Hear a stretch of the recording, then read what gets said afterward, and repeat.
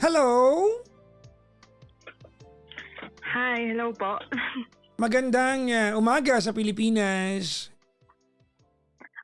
Magandang umaga po. Ano po kasi dito, nighttime, 10:00 ng gabi Good evening sa inyo dyan. from Sweden. Sweden, wow! Maraming chocolate dyan. Opo. Mura dyan. Pero hindi kagaya. Konti lang po. Medyo mura. Okay lang. Saan ba kilala ang Sweden? Europe. Hindi, di ba? Ano ba? Sweden, saan ba? IKEA. IKEA. IKEA. Meatballs. Ano pangalan, ma'am? Ana. Ilan taon ka na? 33.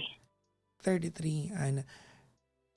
Hindi pinag-isipan yung pangalan no? Ana? Ano ba yan? I'm sorry, kinakabahan ko po kasi ako. Ginajudge Galing ko lang work. Ginajudge ko yung mga names pag pinag-isipan yung screen name Gusto ko pang famous pero okay na yan, Ana. Hi, Ana. Salamat. Magandang umaga sa Yes. Pilipinas. Magandang gabi dyan. Kailan ka pa na sa Sweden, ma'am? Yeah. 10 years na po. Ang tagal na. Mag-11 na. How did you end up in Sweden? Ako, before po kasi nakakilala ako ng Swedish, tapos nagpakasal kami dito, tapos nag-divorce kami. Ganun. Kaming kasal, at almost 8 years, tapos 3 years na kaming divorce. Pero, Okay. Wait lang. Ano ko lang. Ibig sabihin, nandiyan ka na sa Sweden na makilala mo siya. no, nasa Pilipinas po ako. Dinala niya ako dito as a tourist po. Tapos nung dinala niya ako dito, nag-decide siya na pakasalan ako. Tapos iyon, after 8, almost 9 years, nag-divorce din po. Ganun. Pero hindi naman siya yung topic. Kasi 3 years na kaming divorce, so wala na. Okay. So, May anak kayo? opo, meron isa. Isa, okay. So, in love ka na ba ulit? Oo. Pero mali pa din. Bakit naman? Parang, kasi, yung bago ko po kasing nakilala is 1 year na kami magkakilala. Siguro 5 first month, parang situationship dun. So after 6 months, nag-decide kami, okay, girlfriend-boyfriend na tayo. Teka lang Tapos- muna. Wait lang, Ana. Ipaliwanag mo sa akin ang kahulugan ng situationship yan sa Sweden. Yung lang kami, hindi kami mag-boyfriend. Magkasama lang kami lagi. Pero Sex, may nangyayari. yun, sex lang ng sex. Opo, parang ganon. Tapos hangout kami ng hangout, inom kami ng inom. Tapos sabi lang namin, tayo na ba? Tagal na nating magkakilala. O sige, tayo na nga. Okay. Pero Swedish kasi siya. Swedish. So, Okay. mhm. Okay. So ngayon, nakipaghiwalay na siya sa akin kasi Kailan? siguro 3 months. Hindi. Na ako? Almost 4 months and a half na. Ganun. Tapos naghiwalay kasi kami kasi nabuntis ako. I'm sorry. Ngayon, buntis I'm na sorry. ako. Say that again? So, nanginginig ako, sorry po. Kasi nabuntis ako. Nakipaghiwalay siya sa akin kasi nabuntis ako. Parang baliktad. Kung kailan ka nabuntis tsaka siya nakipaghiwalay? Oo, kasi hindi pa daw po siya ready. Oh. Tapos sinabi niya sa akin na kung hindi daw ako hindi ko daw ang hirap sabihin, Yeah. kung hindi ko daw i-abort yung bata, makikipaghiwalay siya sa akin. Sabi ko sa... Diyan mo makikita yung cultural difference natin, no? Sabi ko, dito kasi legal yung abortion. Sabi niya, ayoko. Sabi niya, hindi ako handa. Kung ayaw mong i-abort yan, makikipaghiwalay na ako. I mean, question, did you like, I mean, were you on board na mabuntis ka or it was unplanned? It was unplanned po. So it was unplanned, and then nangyari kasi nun that time kasi I have period, tapos while I have period I got pregnant. So it was unplanned. Totoo ba yon? Kahit may dalaw, pwede mabuntis? Oo. Nabuntis po ako. Hindi ko alam kay Kuya Kim ko yata narinig yan. Isa sa mga documentary niya eh. So Kay Kuya So Kim we had yata. sex, yun. Sabi ko sa kanya, safe ako, pwedeng magganon. And then Talaga? after 3 weeks, nalaman namin buntis na ako. Tapos, hindi rin ako sure kung gusto kong i-keep yung bata. Kasi sabi, pumunta kami ng abortion clinic. Pwede bang wag mo nang banggitin yung term kasi baka maban tayo sa Ay, sorry. So you went to the Pumunta clinic? kami sa... Oo. Tapos, ginawa nila yung ultrasound. Nung nakita ko, na siya, may shape na siya. Hindi lang siya yung basta bilog. Na talaga siya, may ulo na, may Yes, katawan. okay. Parang Whatever, naawa ako. whatever it is, you got cold feet. It is not something that Yeah, I got hindi ito isang bagay na kayang bitbitin ng konsensya mo for, di ba, all your life. Hindi. Good for you. So, I'm happy sabi ko for you. ayoko. So, sabi ko ayoko. Tapos siya, sige, walayan kita pag hindi mo ginano yan. Sobrang di walay mo ko. Okay. Tapos, hindi ko alam kung tama ba yung ginagawa ko ngayon na iniwan niya na ako, hiwalay na kami. Pero, binibigyan niya naman ako ng kinakausap naman niya. Wala siyang pakialam sa bata. Sinasabi niya wala siyang nararamdaman sa bata. Pero yung parang galit na galit ako, gusto kong gumante. Paano ka gaganti kung sakasakali? Yung ang dami kong hinihingi sa kanya kasi binibigay niya lahat ng kailangan ko. Hindi ko alam kung tama pa ba. Yung financially, may allowance ako. Okay, so gumaganti ka sa ganung paraan. Oo. Okay. Tapos pag minsan nabibigatan na siya, hindi ko na kaya. Wala, kailangan ko yan. Sabi, I need it right now. I don't know. So, binibigay niya, pero pag minsan hindi niya binibigay. Ewan ko, hindi ko alam, pero galit na galit ako. Can we delegate this, etong attitude mo sa paglilihi? Baka naglilihi ka lang. Hindi ko alam. Kasi alam niya kasing, from the very start naman kasi, nung nakipag-date ako, sabi ko, alam naman yung gusto ko. Gusto ko magka-family, gusto ko magka-anak. Well, ang tanong ng mga panahon sinabi mo sa kanya, on board ba siya sa mga gusto mo? Kasi dalawa kayo dyan eh. Apparently, hindi. Nung una, on board siya. Tapos nung dumating na. No, baka on board siya but it's too soon. Hindi ko alam. Apparently, yes. Oo. Oh. Yes, I think so. Or it could be that or talagang binubola ka lang niya. You know, madaling sabihin ng mga bagay na madali kapag madali ang sitwasyon. Diba? It's easy to stay with someone when things are easy. But real love, diba, is measured when things are difficult and you have all the reasons to walk away and yet you choose to stay.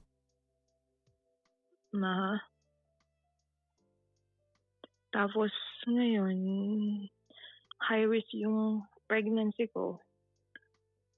What do you mean? Tapos, may sakit kasi ako sa puso. Oh. So, I mean, have you consulted a doctor? Is this safe for you? Ang advice kasi sa akin before, hindi na ako pwede magbuntis. Or pag nagbuntis ka, pwede ka magka-heart failure. So ngayon, ang dami kong doktor dito sa Sweden. Every week may check-up ako. Mayroon para lang maiwasan magkaroon ako ng blood clot. So to avoid blood clot, so even home I do the injection because mabilis ako mapagod. But nagtatrabaho pa din ako pero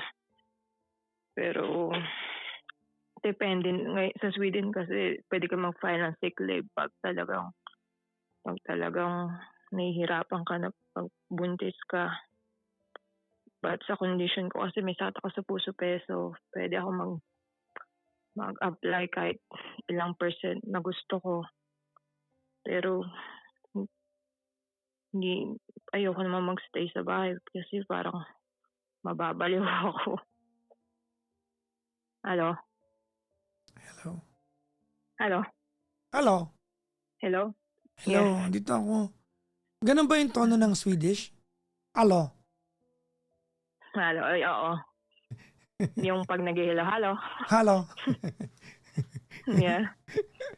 lumabas Sorry. yung, lumabas yung punto mo. Oh, hello? Sorry. May pinapatawa lang Sorry. kita. Oo.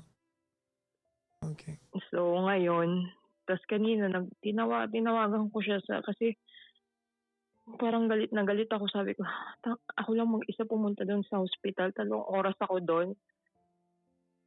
Ang dami kong gamot, ang dami kong ultrasound, tas ikaw nandyan lang. Ewan ko kung anong gagawin ko. Tigilan ko naman kausapin siya. Mag-focus na lang ba ako sa sarili ko.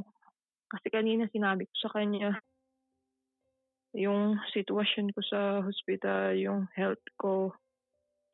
Sabi niya lang sa akin, ginusto mo yan eh. Panindigan mo. Ginanon niya lang ako. Ngayon, tama na ba? Tama na bang tawagan ko siya? May pera naman ako, kaya ko naman, pero What else do you need from him? I wanna know. gusto ko lang, parang ayaw ko kasi ng walang, ewan ko ba, parang gusto ko pa din siya, pero hindi ko naman masabi, ayoko naman magmakaawa. Well, that's not okay. Pero hindi ko naman masabi na gusto, pero ang sinasabi ko lang sa kanya, gusto ko lang maging, ewan ko, hindi ko alam kung mahal ko siya, kung gusto ko lang na may kaagaan, tawag dun, someone to be with me while I'm pregnant, so someone can support me by Then it's not help the right me with the reason. grocery. Yeah. I mean, you're looking for house help. You're not looking for a partner. Hindi, kung gusto ko lang na may kasama ako sa hospital, kung may Okay, ganito. like, Ana. parang Let's not talk about this as if this is your choice alone. I mean, whatever you want, he has to agree to it. Tama, mali? Oo. Okay. Huwag natin pag-usapan Opo. to na para bang pag sinabi ko sa'yo na, oo, tama yan, gusto mo as if kailangan niyang gawin. Dahil gusto mo. Uh-huh. Okay, ganito, ano. Number 1, I hope you're safe with the pregnancy. Thank you po. Okay? I cannot overemphasize na your health is paramount, no? It's the most important thing right now. All right? I hope that you get all the checkups, di ba? That you needed. Opo. And hindi ko alam kung tama ako dito, pero parang having his presence or the impending presence or his impending presence into your life is more of stressful than the otherwise for you. Oo, tama. Do you agree? Yes, I actually do agree. Yeah. Pag minsan naiisip ko siya, pero Ako muna. Yung idea that okay. yung kanyang presence is very much uncertain, Mhm. yung hindi mo alam kung ano yung role that he's going to play into your life, that's more stressful. Tama, mali? Tama. Hindi Look, ko talaga alam kung anong gusto ko. I'd like to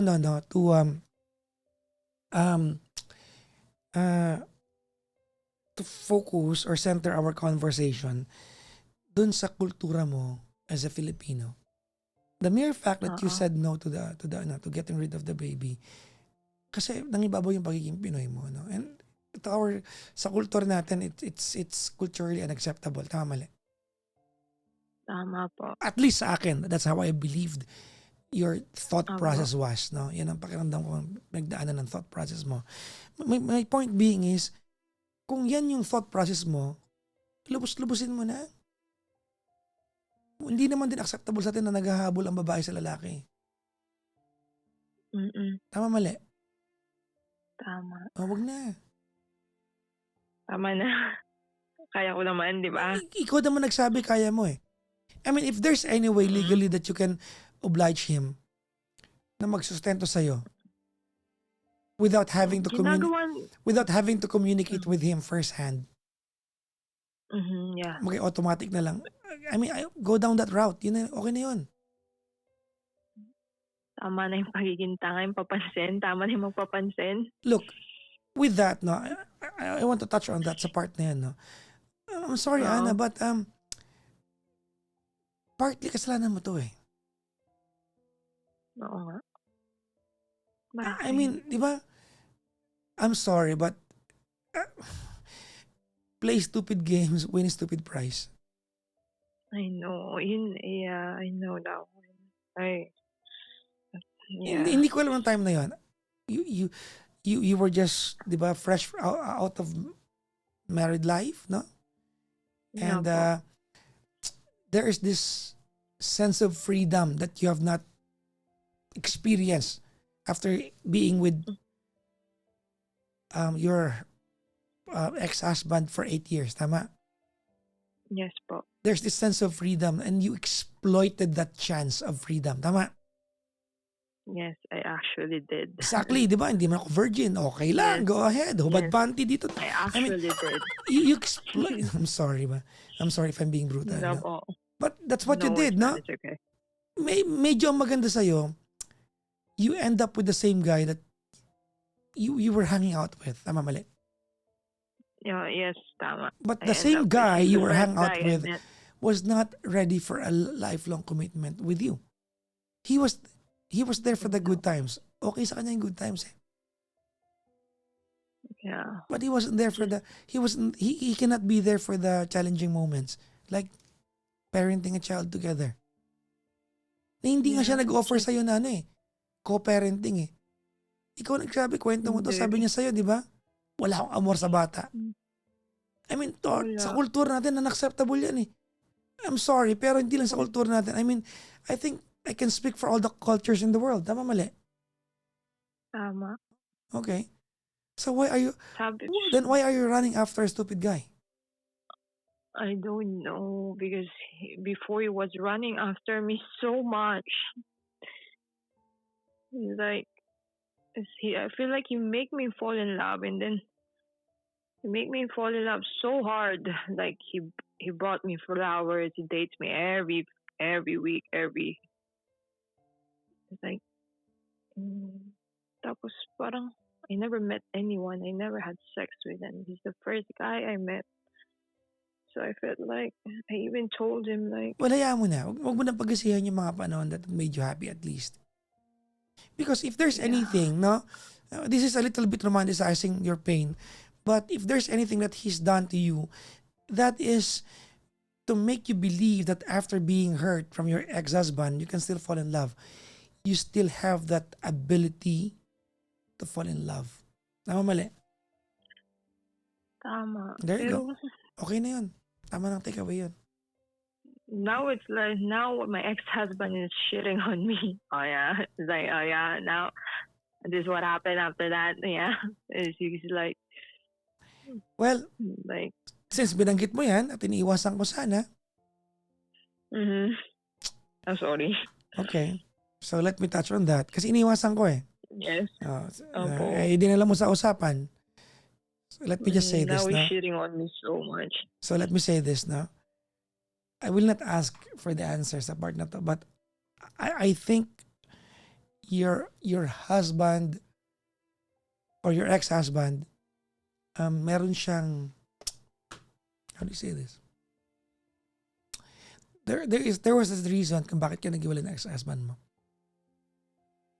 Yes. Whatever that is, whatever his complaints about your attitude, improve on that.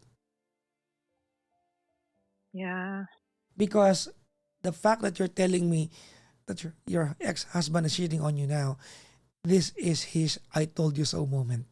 Huwag mo na ikwento sa akin details. Yeah. There you go.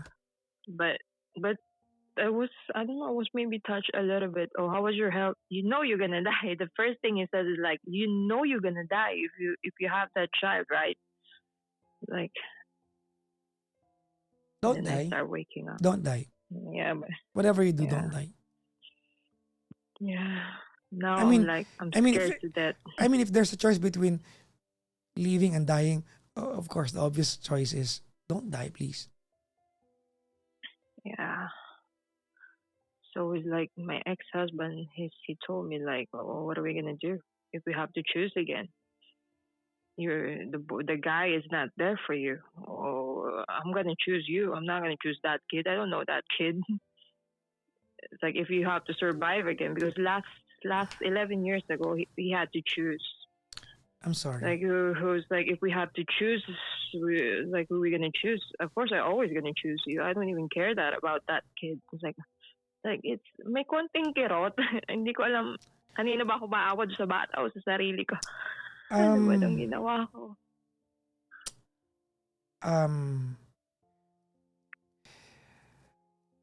Because yung ex-husband ko, kasi may co-parenting kami.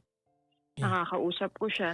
Well, it's expected that you're going to hear this from your ex-husband kasi nanay ka na anak niya. He cares about that part. No po.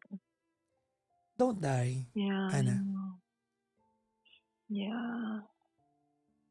That's why I try to be healthy as much as I can. Kahit may depression ako right now. You're gonna go through Because I this. got depression at this moment. Whatever you do, don't run after the guy. Stop it. Okay, just let him be now, right? Oh yeah. Like don't like because he I don't know kung papansin siya kasi I have credit card from him. So he gives me credit cards. I have limit. Sometimes he turn it off. So I was like, then I had to ask, can you open the credit card? Why? What are you gonna buy? And then start asking me. Well, I don't know about that, but you have to stop benefiting from, you have to stop enjoying undue benefit from him. Okay. I mean, So I just you have to stop get used to give it living. back his credit card. Yeah. I mean, you have to stop Okay. enjoying undue benefit from him. You have to start living, not having him as a factor into your life. Okay. Kasi sabi mo kanina ginagantihan mo siya sa paraan na yun, tama? Kasi feeling ko kasi nahihirapan siya. Yeah, I know. Pero alam mo kasama na Kasi ugali yan. nahihirapan ako. Oh, kasi nahihirapan kasi ako. Tapos siya, nakikita ko kasi. Well, you can nagpa-party demand. lang siya. You can demand, di ba? Whatever you need for your baby. Kasi syempre, iba naman batas dyan eh. Opo. All I'm saying is the undue benefit. But whatever you think, Yeah. whatever you think you deserve from him, just go ahead and have it your way. Okay. But lahat naman ng ginagastos ko sa credit card niya, pinambibili ko ng baby stuff. Well, I'm glad you have that extension. So nakikita naman niya yung nangyayari sa credit card. So wala rin naman siyang sinasabi. Sinasabi niya lang, ba't ang dami mong binibili para sa baby? Ang mamahal ng brand. Yun lang. Well, if it's for the baby, spoil it. So yun yung ginagawa ko. Yep. Yung mga brand and strollers, crib, pinag-order ko. Congratulations. Hindi ko alam kung tama. No, it's okay. It's completely fine. Tapos sinasabihan niya lang nasabihan niya akong ganyan, ang gold digger ha. Pero in a joke way. Pero talaga ba? Yung ginagawa ko, oh yeah. Oh yeah, as if I care. Yeah, it's like yeah. He's like, enjoy the bill next month because the bills comes every number 25, di ba? Because I have Sabi mo oh yeah, di ba? yeah. Kasi siya, siguro yung limit ng card is almost almost 200,000 peso ata sa atin. So I just keep swiping. I'm tongue-tied. I mean, mm-mm. If it's for the baby, I'm tongue-tied. What is tongue-tied? Yeah, I get it now. Sorry. Sorry. I mean, if it's for the baby, I'm tongue-tied. Yeah, I understand. Go ahead. Have a Yeah, cherry. okay. I just letting me. Basta para sa baby, ha? Yes. Pero tinanong niya kung gusto ko daw ba siya sa delivery room. Kasi okay lang naman daw sa kanya. I mean, kung gagawin niya yon without the intention of being a part of your kid's life, he will be sending you false hopes. Wag na lang. Because he's like, hey, you didn't show up for 8 months because I'm gonna give birth at 7 months because the baby needs to be premature because I have heart problems. So, Yep, CS dapat yan manganak na ako 7 months. Yeah. Oo, CS. 7 months pa lang yung baby, manganak na ako. Sabi niya, gusto kong pumunta. Pwede ba? Sabi niya, ano? Hindi ka nga nagpunta ng check-up from day 1. He didn't go to the check-up, not even once. Maybe 3 times I begged him to come. Like, maybe if I even told him, like, maybe if you see the ultrasound, maybe you get a little bit heart in there. And then he's like, in a cocky way, he said it, like, no, I didn't get, and I even sent him the picture, the ultrasound. No, I asked him, did you get something feeling? And no, I didn't get it. Sorry, not interested. And then he started asking, can I come when you give birth? I want to be there. I sound stupid now, right? I don't know. I'll give you a good advice. Yeah, don't. Ready? Yes, give me. This might surprise you. Yes, give me. Ready. I think your ex-husband will be better to give you the advice you need, not me. Him? I guess so. Yeah. I think so. Yeah. I actually really like, that's the first one I thought also. I didn't thought of anyone else. Yeah. I just thought about him too. I mean, if there's anybody who would have to protect your interest without anything in return other than someone who wants you alive and around and strong, your ex-husband. You agree? Him? Yeah, I actually do.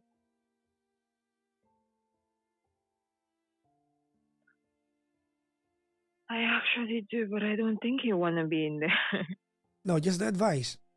He doesn't have to be in the delivery room.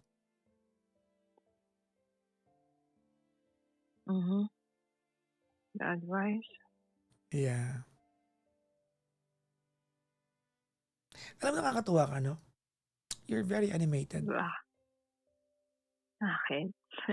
You're stubbornly, you have stubbornly strong personality. Oo. Tama ba ako?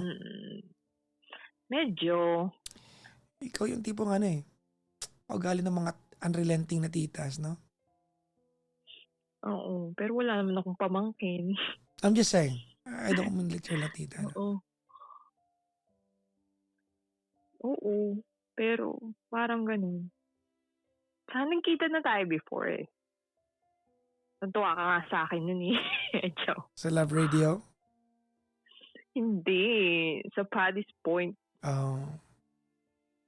Nagkita tayo before. I don't know, bata pa ako nun eh. College siguro ako. Pag-usapan na naman yung edad, no? So, pass. Hindi siya edad. Bata ka pa nun. I know. A very long time ago. Anyways, Ana. Yeah. You take care. Thank you. Whatever you do, Salamat, don't die. Ana. Yeah, that's what I'm hoping to. I hope I don't die. That's what I'm avoiding not to do. But I feel like if I don't know. It's like I have these thoughts like, what if the baby die? I don't think I wanna live. I have that thought. I don't know. I'm not there yet, but because in Sweden they always have to choose the mom. They don't care about the baby. You With the can read baby, they between the think that lines. You know exactly what I'm saying.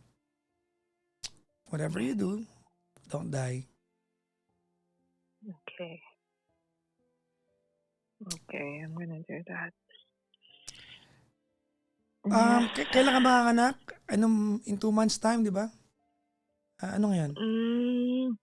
Sa kalagitnaan ng October. Okay. I'll expect your call on December. Yes. Let's see if I give birth, if I'm still alive and breathing. You should be. Yeah. I'll talk to you then. Yes. So, Whatever you do, don't die. yeah, I won't. I try not to. Kung alam mo lang, sobrang healthy ko ngayon. Good. Ang ganda kong buntes. Hindi naman sa sobrang yabang, pero feeling ko ang ganda kong buntes. After this conversation, whatever, ano man ang takeaway mo sa usapan natin, validate all of this through your ex-husband. Huh? To him? Yeah, I guess. Everybody says that. Yeah, after all, he brought you there. Yeah. Anyways, thank you for the call, Ana. Thank you. Maraming salamat and good night sa lahat. Bye-bye Thank po, you. ma'am. Bye-bye.